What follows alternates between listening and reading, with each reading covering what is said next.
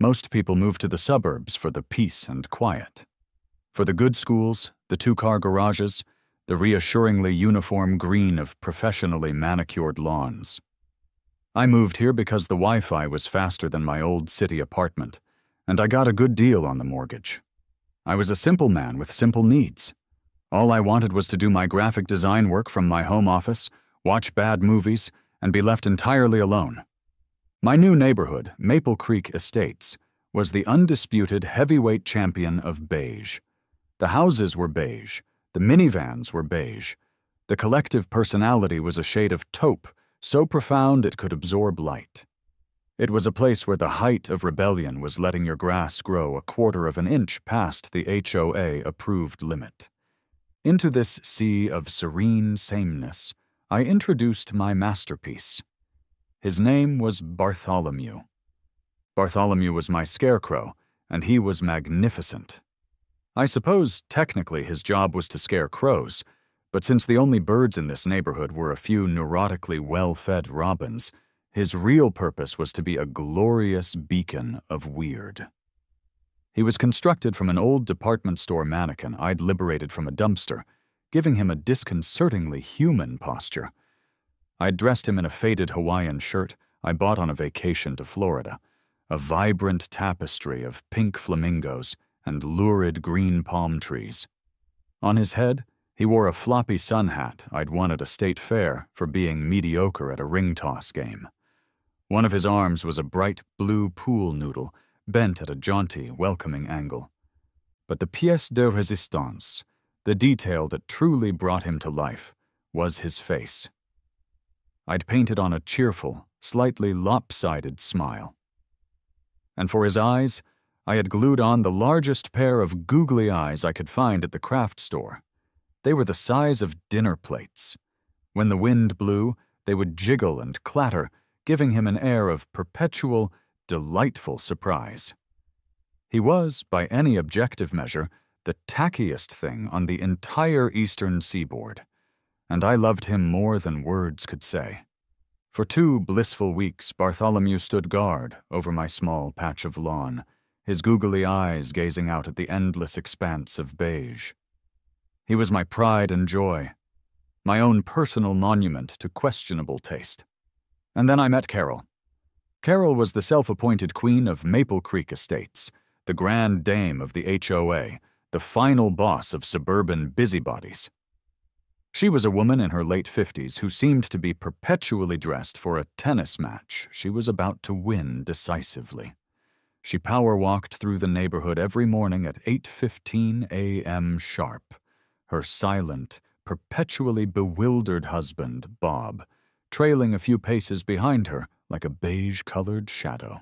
I was out watering my fledgling petunias when she made her approach. She slowed from her brisk power walk to a predatory stroll, her eyes narrowed, fixed on my lawn sentinel. "Good morning, Leo," she said. The words were pleasant, but her tone could strip paint. Bob offered a weak, non-committal nod in my direction. "Carol, Bob," I said, giving them my most charming, non-threatening smile. "Lovely day for it." "It is," she said, her gaze not leaving Bartholomew. "That's an interesting installation you have there." She said installation, like it was a contagious disease. "Bartholomew? Yeah, he's my pride and joy," I said cheerfully. "Keeps the vibes immaculate." A muscle in Carol's jaw twitched. "The neighborhood covenant has certain aesthetic standards, you know. We try to maintain a cohesive look." Cohesive. That was their word for it. A world where every lawn was the same shade of green, every mailbox was the exact same shade of black, and every ounce of individuality was sanded down and painted over with a fresh coat of agreeable greige. "Cohesive, right?" I said, still smiling. "Well, Bartholomew is cohesively enjoying the sunshine. You have a good one, Carol." I turned back to my petunias, hoping that was the end of it. It was the conversational equivalent of putting my fingers in my ears and humming loudly. Carol stood there for a moment longer, radiating pure, uncut disapproval, before resuming her power walk with a sharp, "Come along, Bob." I watched them go, her ramrod straight back a testament to her indignation. I looked at Bartholomew, his googly eyes jiggling gently. He looked surprised, as always. I patted his pool noodle arm. "Don't you worry, buddy," I muttered. "She's just jealous of your style." I was naive. I was a fool. I thought a passive-aggressive comment was the beginning and the end of it. I had severely underestimated the raw, untamed power of a bored suburbanite with a rule book. The first shot in the Great Scarecrow War had been fired, and I hadn't even heard the gun. 3 days passed. A fragile peace settled over Maple Creek Estates. The sun shone, the sprinklers spritzed in their synchronized ballets, and Bartholomew stood his silent, googly-eyed watch. I started to think I'd gotten off with a warning. Maybe Carol had bigger fish to fry. Maybe someone had planted non-sanctioned azaleas or painted their front door a shade of eggshell that was 2 degrees too vibrant. Then came the letter. It wasn't in the mailbox. That would have been too subtle, too civilized. No, this was a crisp, cream-colored envelope taped directly to the center of my front door with an aggressive amount of packing tape. It had the official Maple Creek Estates Homeowners Association logo embossed at the top. A single, perfectly rendered maple leaf inside a perfect circle. It looked like the insignia for a fascist regime that really, really cared about lawn care. I peeled it from the door, the tape taking a small chip of paint with it, a final, petty insult. I went inside and sat down at my kitchen table, my cat, a fluffy black void named Porthos, hopping onto the chair opposite me.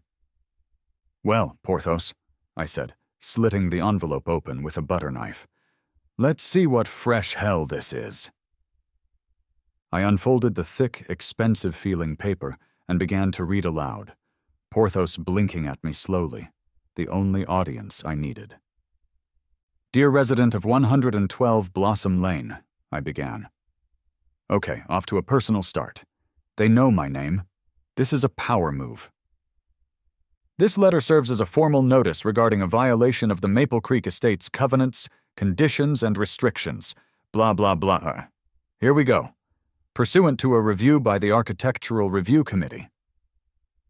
I paused and looked at Porthos.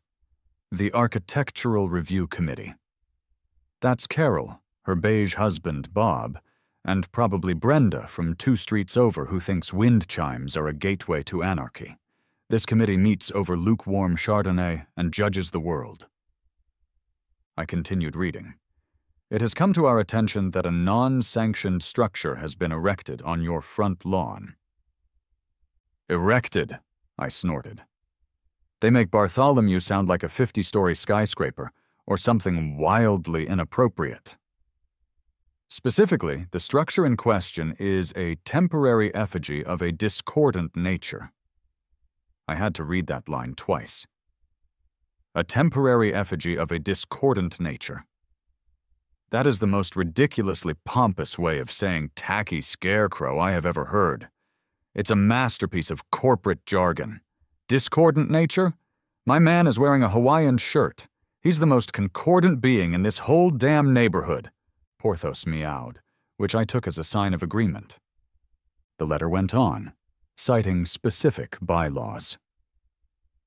In accordance with Article 7, Section B, prohibited lawn ornamentation, all decorative installations must be pre-approved by the committee to ensure they align with the established community aesthetic. It also mentioned Article 9, Section C, regarding visual nuisances. Then came the hammer blow. You are hereby instructed to remove the offending structure within 7 calendar days of the date of this notice. Failure to comply will result in a fine of $50 per day, followed by further corrective action. It was signed, "Sincerely, the Architectural Review Committee." I put the letter down on the table. A slow, hot anger began to bubble in my chest. This wasn't about a scarecrow. This was about power. This was about Carol and her beige brigade wanting to control every square inch of this neighborhood, to stamp out any flicker of personality, any hint of joyful, unapologetic weirdness. Bartholomew wasn't a visual nuisance. He was a political statement. He was a symbol of freedom in a land of oppressive conformity. My first instinct was to fight, to march into the next HOA meeting, letter in hand, and deliver a passionate speech about individuality and the tyranny of the beige. I imagined the scene. Me, standing before a tribunal of Carol clones pleading my case. They'd listen with blank, unsympathetic faces, nodding along before unanimously voting to fine me into oblivion. No, fighting them on their terms was a fool's errand. It was what they expected. They were masters of bureaucracy and passive-aggressive paperwork. You don't bring a strongly worded letter to a knife fight. You bring a bazooka, a weird, theatrical, and deeply confusing bazooka. I looked at the letter again, a slow, wicked grin spreading across my face. It was all about the wording, the specific, carefully chosen, legally vetted wording. Remove the offending structure. Okay, fine, I could do that. The letter said I had to remove the structure. It said I had to take down the effigy. It didn't say a single damn thing about what I could replace it with. Porthos looked at me, tilting his head. He could probably see the gears turning, smoke practically pouring from my ears as a plan began to form. A plan so petty, so needlessly elaborate, and so utterly, beautifully perfect. They want malicious compliance, Porthos? I said, scooping him up. Oh, we're going to give them a master class. The next 48 hours were a blur of furious, spite-fueled creativity. My day job, which involved designing sleek, minimalist logos for tech startups, was completely forgotten. My brain was now a full-time pro bono revenge planning agency. I paced my living room, muttering to myself, sketching ideas on a notepad. The plan had to be flawless. It had to be within the letter of the HOA law, but so far outside the spirit of it that it would make Carol's head spin. And then it hit me. A structure is an object, an effigy is a model, but a person is just a person. They couldn't fine me for having a guest on my property, could they? The idea bloomed in my mind, fully formed and glorious. Living statues. It was perfect. It wasn't a structure. It wasn't a permanent installation. It was performance art.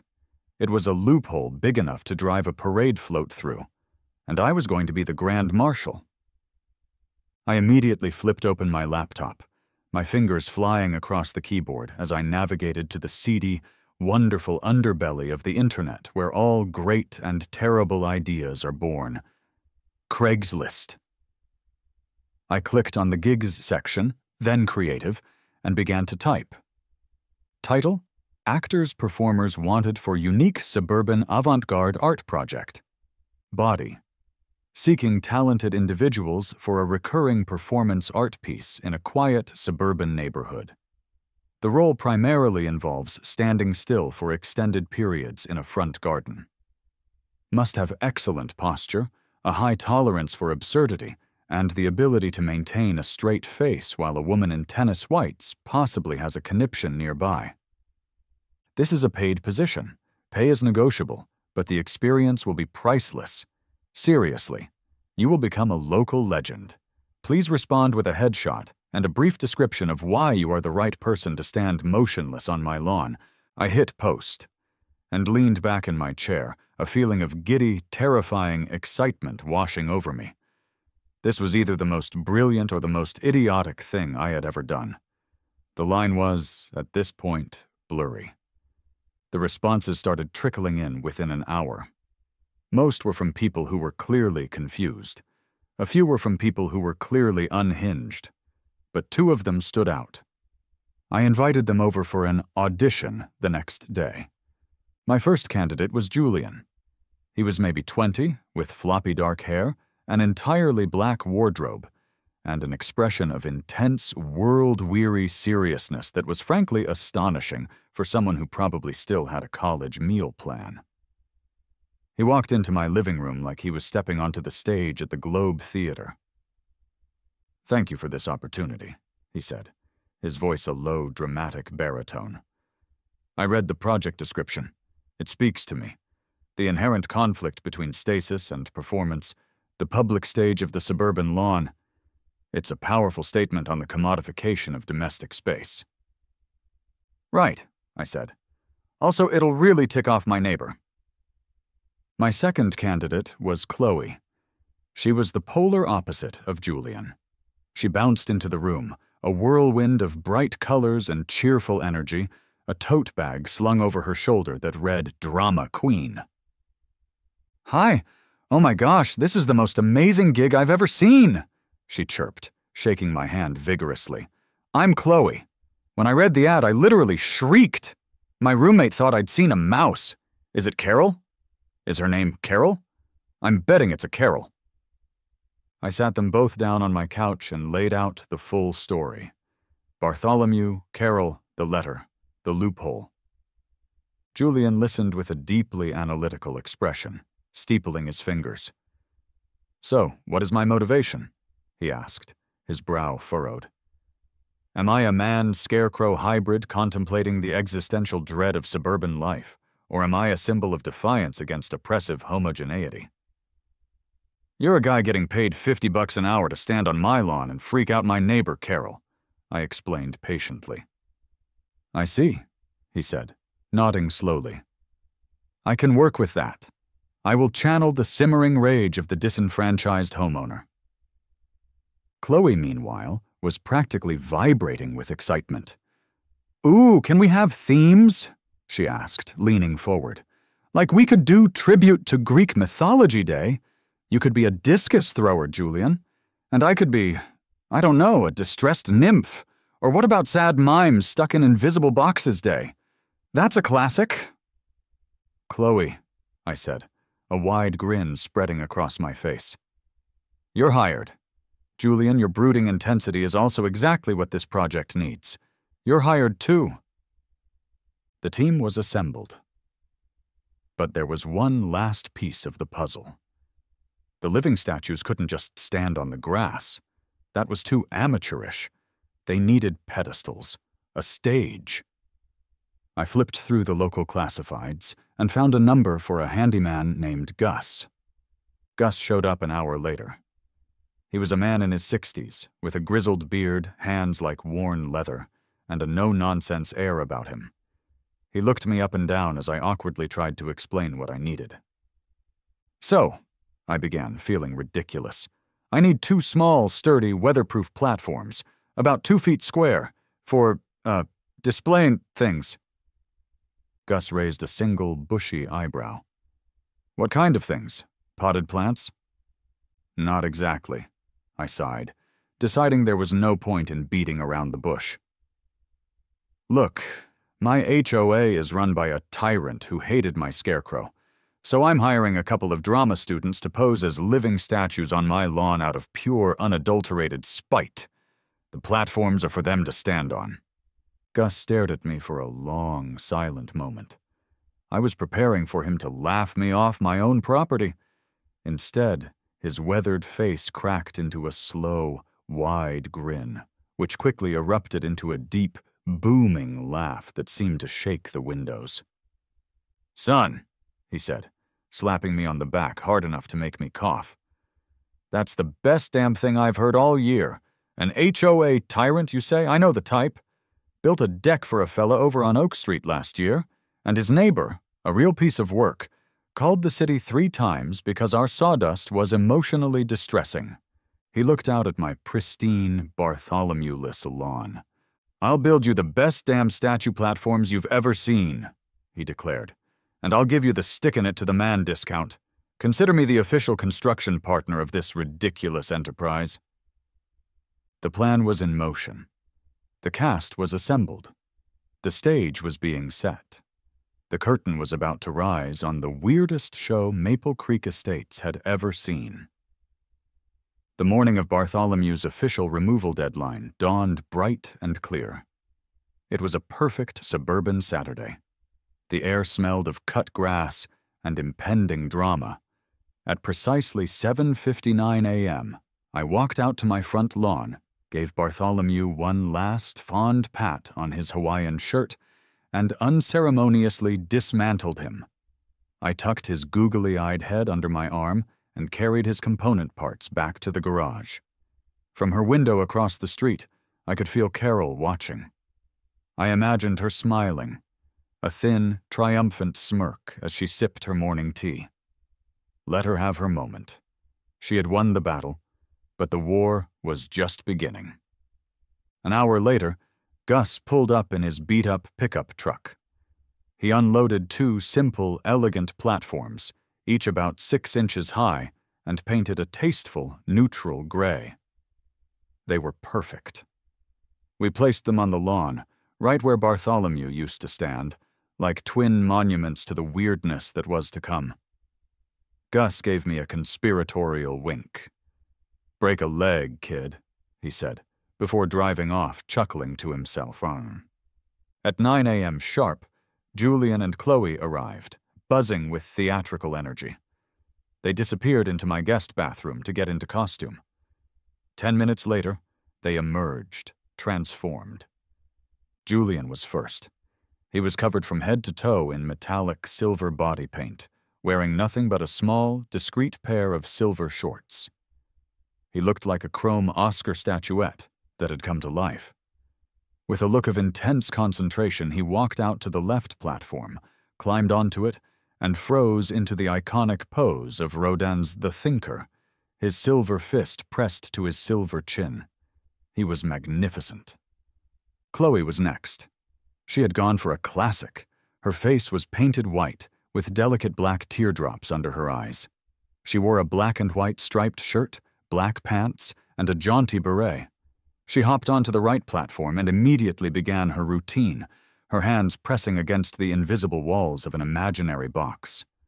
Her expression was one of perfect, silent, mime-like despair. The stage was set. The actors were in place. I retreated to my living room window, my heart pounding with a mixture of terror and glee. This was it. For the first 15 minutes, nothing happened. A few cars drove by, their drivers not even glancing over. I started to worry. Was it too subtle? Too artsy? Then a woman walking a small, fluffy white dog stopped. She tilted her head. Her dog, sensing its owner's confusion, let out a series of yaps. Julian and Chloe remained perfectly, unnervingly still. The woman stared for a full minute before shaking her head and hurrying off, pulling her yapping dog behind her. It had begun. Next, a minivan slowed to a crawl as it passed my house. I could see the kids in the back pressing their faces against the glass, pointing. The driver, a frazzled-looking dad, looked utterly bewildered. This was better. The neighborhood was taking notice. And then at 9:32 a.m., the main event. The front door of the beige house across the street opened, and Carol emerged to get her mail. She was humming, a little self-satisfied tune. She opened her mailbox, pulled out a handful of letters, and turned around. And she saw it. It was a beautiful thing to witness. Her face went through a rapid, complex series of micro-expressions. First, confusion. What are those gray squares on his lawn? Then, disbelief, as her eyes registered the figures standing on them. Are those people? Then, a dawning, sickening horror as she recognized the sheer, calculated audacity of it all. And finally her face settled into a mask of pure, unadulterated rage. Her humming stopped. Her mail fluttered from her grasp, forgotten, onto her perfect lawn. She marched across the street, her tennis shoes squeaking with fury, stopping at the edge of my property line. She was practically vibrating. "What is the meaning of this?" she hissed, directing her question at the silver, contemplative form of Julian. Julian, to his immense credit, did not move a muscle. He just kept thinking, his silver brow furrowed in deep, metallic thought. Carol turned her attention to Chloe. "And you? Stop. Not doing whatever it is you're doing. This is a residential neighborhood." Chloe, with the impeccable timing of a seasoned performer, pressed her white-gloved hands against the front wall of her invisible box, her eyes wide with fabricated panic, as if to say, "I can't. I'm trapped." That's when I chose to make my entrance. I strolled out my front door, holding a steaming mug of coffee, and gave Carol my most pleasant smile. "Morning, Carol," I said, taking a leisurely sip. "Lovely day, isn't it? Just doing some light gardening. Enjoying the new art?" "Art?" she sputtered, her face turning a fascinating shade of plum. "This isn't art. This is loitering. In a performative manner. It's indecent. I'm calling the police." She whipped out her phone and stabbed at the screen with a trembling finger. I just leaned against my doorframe, took another sip of coffee, and waited. The show was just getting good. 10 minutes later, a police cruiser rolled silently up to the curb. 2 officers got out. One was older, with a thick mustache and a weary, seen-it-all expression. The other was younger, taller, and looked like he was desperately trying not to laugh. The nameplates on their uniforms read Miller and Davis. "Good morning, folks," said Officer Miller, his voice a gravelly monotone. "We got a call about a disturbance?" He looked from Carol's furious face to the 2 silent statues on my lawn, and sighed the deep, soulful sigh of a man who was profoundly underpaid for this kind of nonsense. "Officer, thank goodness!" Carol exclaimed. "Arrest them!" Miller looked at Julian, who was still thinking.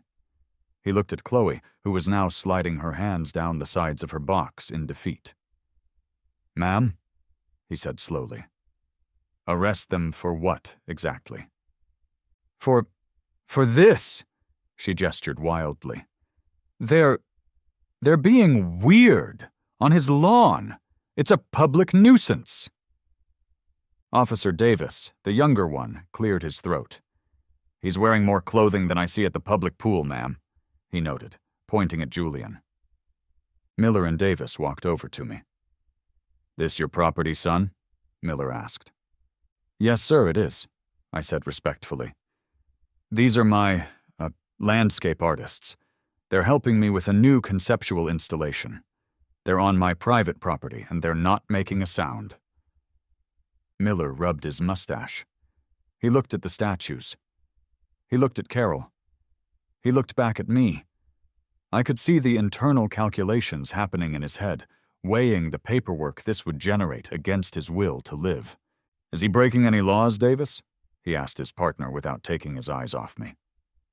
Davis flipped open a small notepad. "Technically, no, sir. They're not making noise. They're not lewd. They're not trespassing. There's no ordinance against artistic stillness. It's just really, really weird." Miller nodded, a final decision made. He turned back to me. "Look, son, you're not breaking any laws, but you are actively and deliberately poking a very angry bear." He gestured with his thumb towards Carol. "For the sake of my sanity and the town's resources, could you maybe de-escalate the weirdness?" "I will take that under advisement, officer," I said with the utmost sincerity. He sighed again. "That's all I can ask." He turned to Carol. "Ma'am, there's nothing we can do. They're on his property, and they're not breaking any laws." Carol looked like she was going to spontaneously combust. The officers got back in their car and drove away, Officer Davis finally letting a small chuckle escape as they pulled away from the curb. It was a total, glorious, resounding victory. Carol stood there, defeated and fuming, before turning on her heel and stomping back into her beige fortress. I gave Julian and Chloe a thumbs up from my porch. Julian gave a slow, infinitesimal nod. Chloe shot me a brilliant, silent smile, before resuming her mime-like suffering. The war had begun, and round one was decisively mine. The victory of opening day was sweet, but I knew it was just the beginning. Carol wasn't the type to give up. She was the type to double down, to escalate, to weaponize the HOA bylaws with the precision of a trained sniper. I knew I had to keep the pressure on, to keep things so consistently and creatively weird that she would either surrender from sheer exhaustion or have a complete nervous breakdown. I was fine with either outcome. Thus began the period I came to call the Suburban Cold War. Every morning, a new theme would debut on my lawn. Julian and Chloe, now fully committed to their roles as agents of chaos, threw themselves into it with a passion that was both inspiring and slightly concerning. Day 2 was Renaissance Fair Day. Julian, clad in a surprisingly authentic-looking, and probably very hot, suit of plastic knight's armor he'd rented, stood in a noble pose, one hand resting on the hilt of a sword. Chloe, dressed as a mischievous court jester, sat cross-legged on her platform, silently juggling 3 brightly colored balls. The juxtaposition of medieval pageantry against the backdrop of identical suburban houses was, I thought, particularly poignant. Day 3 was Sci-Fi Invasion. This was Chloe's idea. They both arrived painted a lurid shade of green, with pipe cleaner antennae bobbing on their heads. They held ray guns I'd fashioned from spray-painted water pistols and stood in poses of alien bewilderment, as if they'd just crash-landed their saucer in a land of soul-crushing conformity. This was a particularly popular day with the neighborhood kids, who started leaving them offerings of Reese's Pieces at the edge of the lawn. Day 4 was a tribute to modern art. This one was Julian's concept, and it was brilliantly lazy. He simply stood on his platform completely covered by a white sheet with 2 eye holes cut out, like a classic ghost. He called the piece Suburban Apparition. Chloe, meanwhile, wrapped herself head to toe in yellow and black caution tape. Her piece was titled Aesthetic Hazard. The neighborhood, which had started with confusion, was now firmly divided into 2 camps. Camp Carol, a small but vocal minority of HOA true believers who would scowl as they drove by, and Camp Leo, which was pretty much everyone else. People started altering their morning commute to drive down my street. A neighborhood Facebook group, Maple Creek Statue Watch, was created, where people would post photos and guess the next day's theme. I was a local celebrity, or a local menace. The terms were becoming interchangeable. Carol, of course, was not taking this lying down. Her counteroffensive was a masterclass in petty, passive-aggressive warfare. Her first move was to re-aim her front lawn's sprinkler system. At precisely 10 a.m. every day, a powerful jet of water would accidentally arc across the street and douse my front lawn and my performers. The first time it happened, Julian, who was posing as a stoic Roman senator, didn't even flinch. He simply incorporated the soaking into his act, becoming a stoic Roman senator caught in a sudden downpour. Chloe, who was a flamenco dancer that day, used the spray to create a dramatic, waterlogged performance, her dress clinging to her as she struck a tragic pose. It just made the show better. Her next tactic was sonic warfare. She started pointing a large speaker out her living room window, blasting the most mind-numbing, saccharine, easy-listening music I had ever heard. Barry Manilow, The Carpenters, Air Supply. It was an auditory assault of the highest order. But again, my actors adapted. On Barry Manilow Day, Julian, who was supposed to be a stoic cowboy, began to slowly, almost imperceptibly, tap his foot to the rhythm of Copacabana.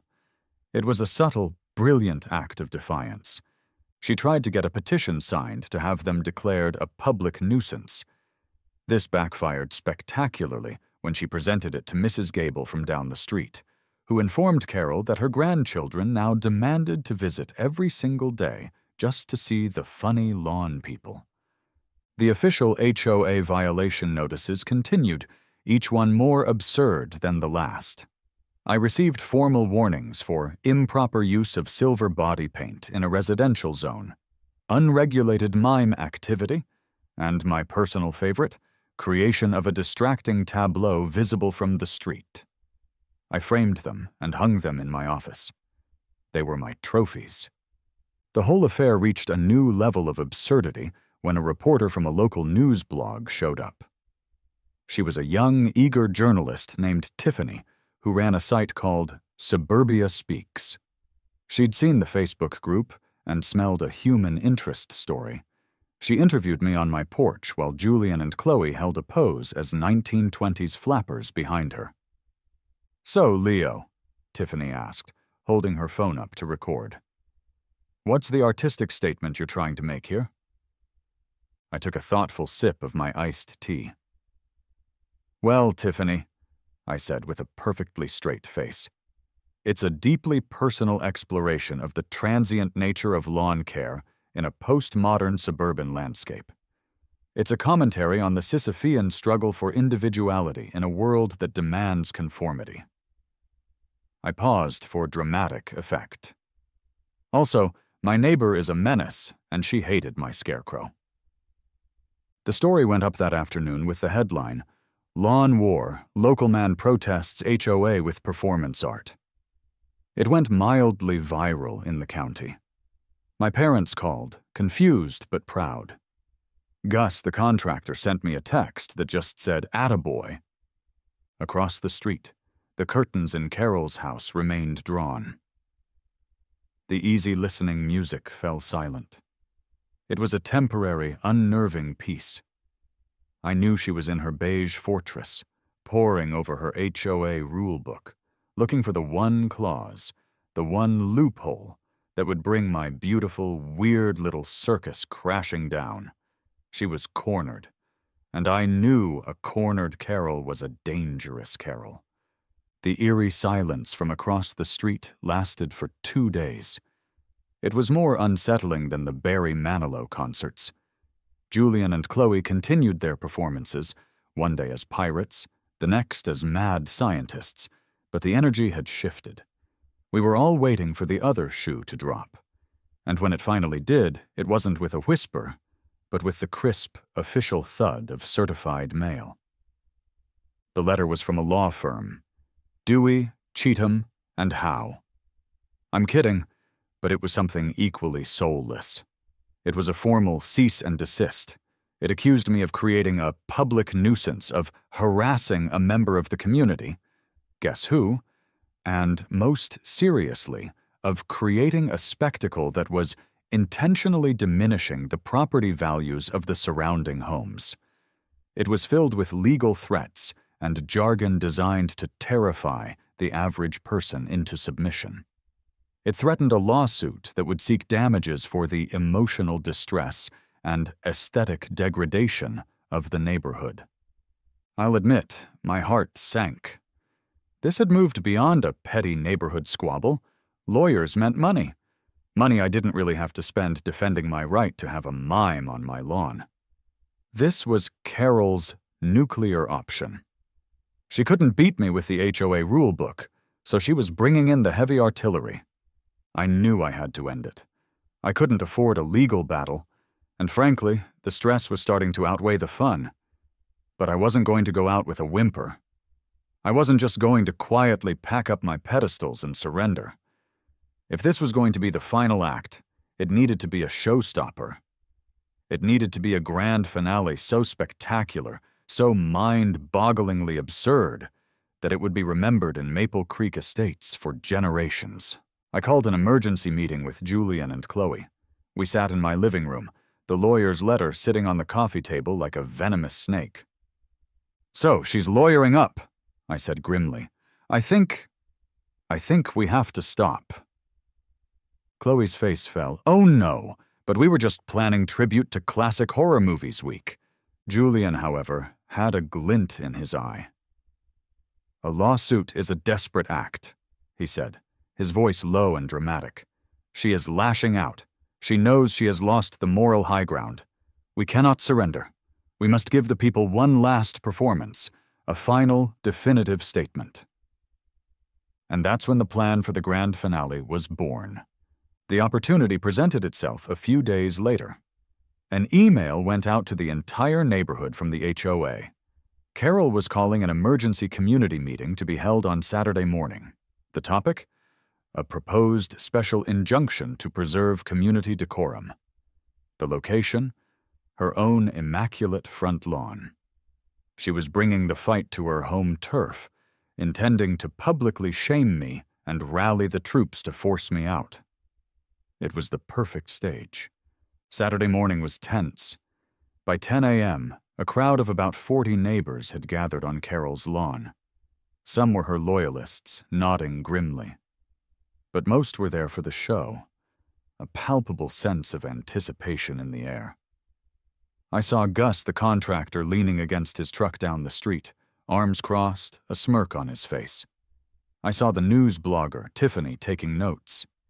Even Officers Miller and Davis were there, parked at the end of the block, ostensibly to keep the peace. Carol stood before the crowd, holding a clipboard, looking regal and severe. She launched into a passionate speech about standards, about property values, about the sanctity of their peaceful, cohesive neighborhood.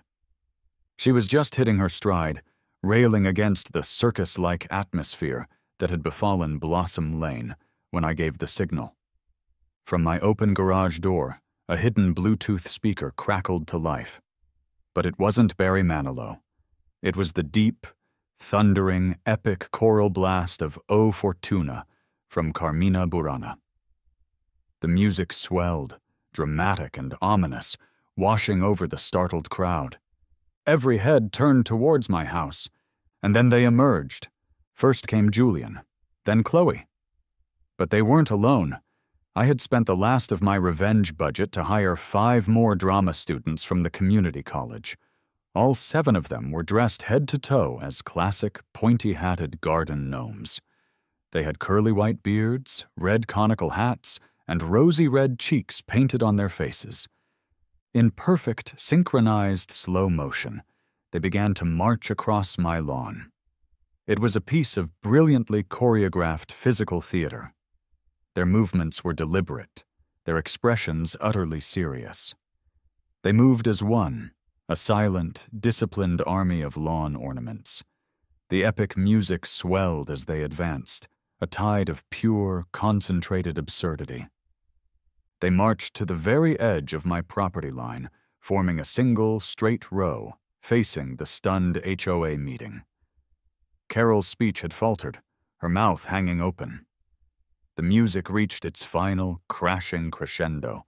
On the last, booming note, all 7 garden gnomes stopped, and in one final, synchronized movement, they each raised a single arm, pointed an accusatory finger directly at Carol, and froze. Silence. A thick, heavy silence hung over the neighborhood for what felt like an eternity. The only sound was the wind. The crowd was frozen, processing the sheer, overwhelming ridiculousness of what they were witnessing. And then someone giggled, a nervous, suppressed snort. It was Bob, Carol's husband. He tried to stifle it, but it escaped. That single giggle broke the dam. Someone else started laughing. Then another. Within 10 seconds, half the neighborhood was roaring with laughter. It wasn't mean-spirited. It was a laugh of pure, cathartic release. The tension that had been building for weeks just evaporated in a wave of communal joy at the beautiful, stupid spectacle before them. I saw Gus openly howling, slapping his knee. Tiffany was trying to film, but her hands were shaking too much from laughing. Even Officer Miller, the stoic veteran, had to turn his back to the scene, his shoulders shaking. Carol stood there, the target of 7 pointing gnomes, her face a thunderous shade of crimson, her clipboard drooped in her hand. Her carefully constructed authority, her entire regime of beige, had been dismantled in 3 minutes by a troupe of amateur gnomes and a well-timed classical music cue. Her meeting was over. It had, however, spontaneously turned into a neighborhood block party on my lawn. The war was over, and weirdness had won. The great gnome finale was the talk of the town for weeks. The cease and desist letter was never mentioned again. I suspect Carol's lawyer advised her that suing a man who could summon a gnome army was probably not a winnable case. The living statues did not return. Their purpose was served. The point, as sharp and pointy as a gnome's hat, had been made. A new kind of peace settled over Maple Creek Estates. It wasn't the sterile, enforced quiet of before. It was a more relaxed, more genuine peace. People seemed to smile more. I saw a family down the street put up a plastic pink flamingo. Someone else installed a small, tasteful gargoyle on their porch. It was a quiet, beige rebellion. A few days after the finale, I was out front, actually watering my petunias for real this time. I saw a figure approaching from across the street. It was Bob, Carol's silent walking accessory. He approached slowly, hands shoved in his khaki pockets, looking at the ground. I braced myself for another confrontation, but his posture wasn't aggressive. It was hesitant. He stopped at the edge of my lawn, right where the gnomes had made their final stand. "That was quite a show," he said, his voice quiet, almost rusty from disuse. "Just trying to keep the neighborhood interesting, Bob," I replied, keeping my tone neutral. He nodded, looking at the two faint indentations in the grass where the platforms used to be. He looked around, checking to make sure Carol wasn't watching from the window, then lowered his voice even more. "She's passionate," he said, as if that explained everything. "About the rules." He paused, and a tiny, almost invisible smile touched the corner of his mouth. "But the gnomes, that was funny. That was really funny." He gave a small, secret nod, a gesture that spoke volumes. It wasn't an apology, but it was something better. It was an acknowledgement, a concession, a white flag from the beige house across the street. He turned and walked back, his shoulders seeming just a little less slumped than usual. It was the perfect truce. The centerpiece of my garden now is a single, elegant garden gnome. It was a gift from Gus, the contractor, delivered to my porch a week after the incident with a note that said, "To the victor, go the spoils." It's tasteful. It's well made. It probably even complies with Article 7, Section B. It stands there, a quiet, unassuming monument to a very, very stupid war. Bartholomew may be gone, but his chaotic, googly-eyed spirit lives on. And in Maple Creek Estates, things are still cohesive, cohesively weird. And I wouldn't have it any other way.